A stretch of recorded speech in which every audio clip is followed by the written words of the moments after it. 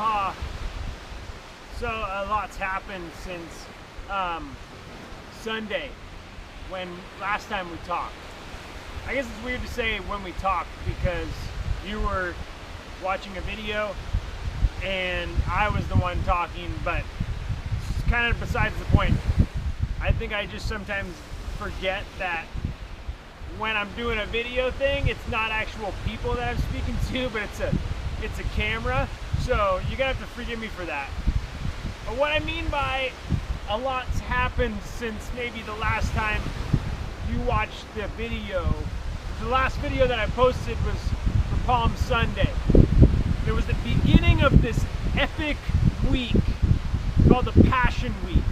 It was the last week of Jesus' human life on earth, physical life on earth.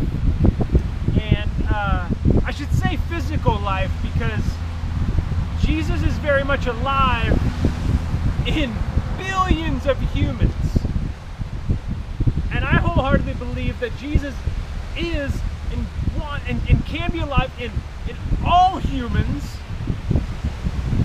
It's whether or not we want to awaken such life. And that's really the invitation. That's the invitation from this Jesus. Do you want to live and truly live?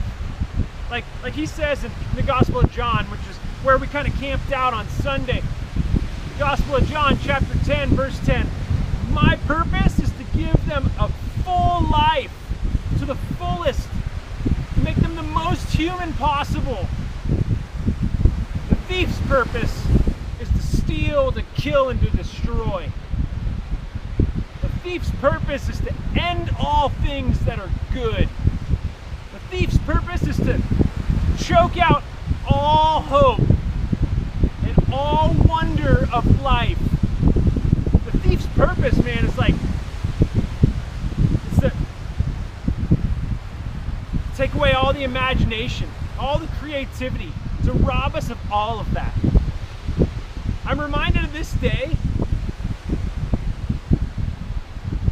My son, my oldest son, he's 11 years old. I remember back in 2008, which seems to be a long, long time ago, May of 2008, we're moving, my wife and I are moving back home to California. And we packed up all of our belongings into our moving truck and we head back to the West Coast. We were living in Texas, Austin, Texas, for 3 years before that. And we were newly married and took this job out there. Felt like God was inviting us out there, and He did, and it was wonderful, and it was challenging, and it was all things amazing and difficult, just like life, right? And we feel this release, like we get to go back home, and it's amazing, and we're excited. But we're also mourning, because we had just recently received news that we weren't able to conceive. We weren't going to be able to have kids on our own. And if you know anything about pastors, you know that we don't make a lot of money. So when it came to deciding on like, well, what are our options, man, those options were expensive. Like really, really expensive. And so my wife and I are kind of swallowing this hard pill of the news that we're getting from the doctors. And then what we believe about this Jesus. And so we honestly trusted both. It was kind of this like, all right, if not this, then what? You know, like that's where we were at. We weren't stressing about it, but we were also bummed and also hopeful for whatever God would have. Because if docs are saying we can't, but we're still feeling this like, but we want to be parents.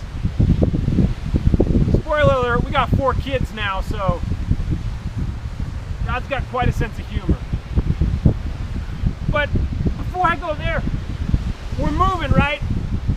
And we live in Austin, and we're moving back home to California. It's a 2-day trek. So the first leg of the road is we go from Austin to Tucson, Arizona, and we get to Tucson, we head in for the night, go to sleep, wake up early the next morning, thought it was a funny joke that my father-in-law was playing on us, but it wasn't. Come to find out, we checked the security footage, and sure enough, it was stolen. Like, everything that we ever owned was stolen. Everything. And we get there, we call the police, and the police are all too familiar with it because it happens a lot, especially on this stretch of highway that we were kind of camped out at this hotel. And so I'm joking with the officer, like, you know, hey, talk about a fresh start, right? And he's like scratching his head like, you just got all your stuff stolen, man. How is this a time to be joking? And honestly, I didn't know what else to do. I got a weird sense of humor. I laugh in the face of death, you know. My wife had a lot of health complications early on, and thankfully, she's got a twisted sense of humor too. So we spent a lot of time laughing, man, because when you're sick and near death and you're tasting that, but you know who Jesus is, there's nothing like it. There's nothing like it. And so we do what we do, right? And we're laughing at the face of the death of all of our stuff. And we start making our way back home with an empty moving truck, right? I'm gonna fast forward a little bit. Word goes out quickly of what happened, and we start getting just text message after text message of people praying for us, sending us gift cards to our new address and this and that. And it's amazing how the body of Christ, friends, our community, people who didn't even know Jesus were like, man, that sucks what happened to all your stuff. I want to bless you in some way that I can. But it gets even better and weirder, because as we still got a long ways home, we start praying for the people that stole our stuff. Weird prayers. Weird prayers. You're probably not too surprised at anything weird happening to me, because I'm a weird dude. I think weird thoughts, but I'm talking weird prayers, stupid prayers. I talked about praying a stupid prayer in my Palm Sunday message. Man, we were praying stupid prayers then. I've been praying stupid prayers for a really, really long time. And this is what the stupid prayer sounded like. God, would you bless the people that stole our stuff? Would you bless the people with rest who stole our bed? Would you bless the people with confidence and a sense of swagger who stole our clothes? Who get to wear my hats and my shoes and all the apparel? Would you bless the people that stole the bikes, the skateboards, and all the fun toys? Would you bring fun to their lives? Would you bless the family that ends up with our stolen table? Would you bless the meals that happen around there? Because Jesus' purpose is not to steal, kill, and destroy. And as a Christ follower, I'm called to pray for my enemies and those who curse me.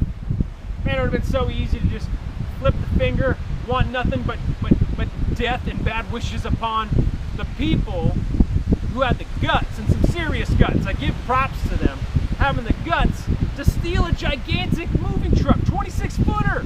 Those things are not fast, but they were fast in stealing this truck.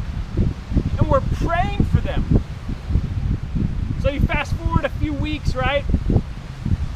And I'm doing this triathlon up in Oregon, and my wife starts feeling sick, which isn't out of the ordinary, because when your wife's got a compromised immune system, she feels sick a lot. So I wasn't tripping. I wasn't thinking I'm gonna skip the race. She was like, no, you do it. We'll figure it out. So I'm doing this race, swim and the bike and the run, and I'm much more fit then. Imagine a more slender version of myself now. Less tattoos too. And I get to the finish line exhausted, and I'm met by my beautiful bride and this positive positive pregnancy test.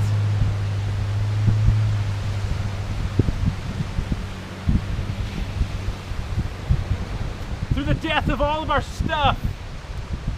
And I'm not saying that because we got all of our stuff stolen and we had such a good attitude about it that God blessed us with a son. But I am saying that that's what happened. Through the death of all of our stuff. And right now, you and I are going through the death of a lot of stuff right now. A lot of our freedoms. A lot of the joys that we once took for granted. My own home. Man, we don't live here. We don't live on the beautiful island of Maui.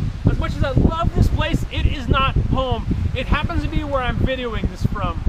Because we're here. Because this right now is the safest place for me and my family to be. And I'm so thankful for that. But man, a lot of us take for granted the day-to-day. I take for granted my home. The home that God has provided. The beach that God has provided. The beauty that God has provided. The time with friends that God has provided. The time and hobbies that I love doing outside that I can't right now. Because of this whole quarantine thing. Man, I know that I'm not the only one who's struggling with the death of so much of our stuff and the things that we have taken for granted. But there's good news in this. Because one, God doesn't waste anything. God's not wasting anything during this time. Nothing. And maybe this background is refreshing to you. Maybe this message is refreshing to you. You don't know this, but sitting in this sacred space, my shoes are off. It's a space that a stranger has created for two loved ones. Because right beside me are two grave sites. This is a memorial, a place of remembrance. And I did not plan on coming here. I'm going to do this video in this beautiful place. It's going to have this wonderful analogy, but here we are. I didn't do this on purpose, but here we are. ADHD people don't often do things on purpose. But there's this God who wastes nothing, including random thoughts from an ADHD person. But these thoughts are not random. These are experiences that I've had and that God is inviting you into right here, right now. What Good Friday is all about is something good in the midst of so much tragedy. Like right here, right now. That's what this day is about. I want to read a passage to you guys, to the camera, because I don't even know how many of you guys are listening. This is the death of Jesus, recorded by John the Apostle. In John chapter 19, verse 25 through 30, Jesus' mother was standing beside his cross. So was her sister Mary, the wife of Clopas, with Mary Magdalene too. Jesus saw his mother and the disciple he specially loved standing there. Now, during this time, everybody had bounced. Everybody, all of his other disciples were in hiding. They needed to be. Because those powers that be were gunning for these individuals. But just as it is kind of culturally accustomed, even in war times, there's wartime ethics. The wartime ethics were this: we don't hurt women and children. So this specially loved disciple who's standing there, we're not talking about some grown man, we're talking about possibly a young to middle to later age teenager. That's who John is, and he's standing there with these women who knew Jesus. And they weren't holding it back that they knew Jesus. Like, they weren't scared. And the reason why they weren't scared was because of this like wartime ethic. That they knew that they were protected in a sense by the rules. And the rules were, we don't touch kids or women. regardless of their alliance and their allegiance to said side, right? So that's why these people are standing there, and they're protected, right? And Jesus saw his mother and the disciple he specially loved standing there. "Mother," he said, "look, there's your son." And then he spoke to the disciple. "Look," he said, "there is your mother." From that time, the disciple welcomed her into his own home. And after this, Jesus knew that everything had been completed. All that he had come to do, he did. All the prophecies spoken about him have been fulfilled. He says, "I'm thirsty," fulfilling what the Bible had said. Imagine this, living water, which is Jesus, is saying he's thirsty. You can pause this for now and just let that marinate. This is the one who said, "If you come and drink from me, you'll never be thirsty again." This Jesus resonates so deeply with you and I that on his death cross and on his execution tree, he says he's thirsty. How many of you have been thirsty for life? This Jesus knows what that's like. This Jesus, who is life, has been thirsty too. The irony is so thick that you're going to need to pause it and just let that marinate. And when you're ready, come back. "I'm thirsty," he said. And there was a jar full of sour wine. So they put a sponge filled with the sour wine on a hyssop rod and lifted it to his mouth, and Jesus drank it. This Jesus, whose first miracle was to make the best wine ever, ends his life on earth with the worst wine ever. Again, pause and let that marinate for a moment. He brings us nothing but the best and gets the worst. And all the while inviting you and me to come. Celebrate this good day, this good moment, because you're the good. You are. I am. We are. The folks who are lying, whoever they were, who are lying beside me in this gravesite, they are the good. You are the good. You're the good plan. You're the one that God had in mind when he said, this is going to be worth it. You and I were humanity. God doesn't hate us. He loves us dearly. So much so that he's willing to have the worst. In this time where all of the playing field's been leveled due to this quarantine and social distancing, the playing field's been leveled. This Jesus knows what that's like to be on the bottom. The one who created it all, who has every right to be on top, seats himself at the bottom. Because that's what he's like. Jesus drank it, and he said, it's all done. It's finished. And then he let his head drop and gave up his spirit. And somehow, that's good. It's good news for you and me. Because in the midst of the death of all that's good, this Jesus, new life comes up. And hope and joy and peace and laughter in the midst of the death of all of our stuff. As we're going to see in just a couple of days, man. Oh, Resurrection Sunday, I can't wait for Sunday. But right now, I don't want to rush. I want to take this moment,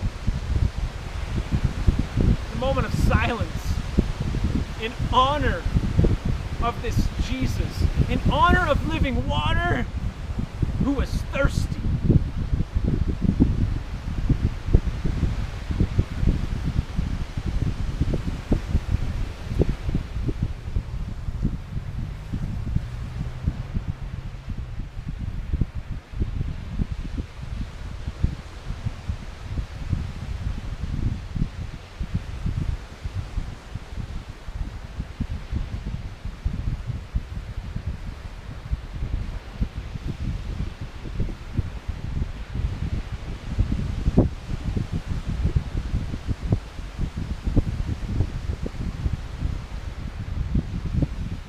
who is thirsty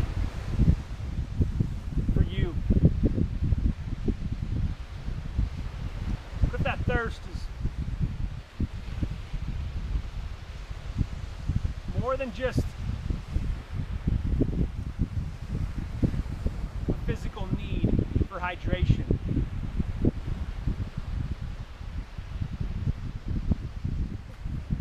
But also this heartfelt one that wants nothing more than for his beloved humanity, creation, to know him.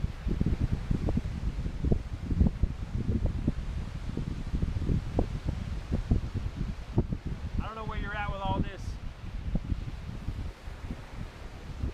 but I can't help but thank this Jesus for all that he's done for you, for me. And may God give you and I eyes to see the good in the midst of all the mess.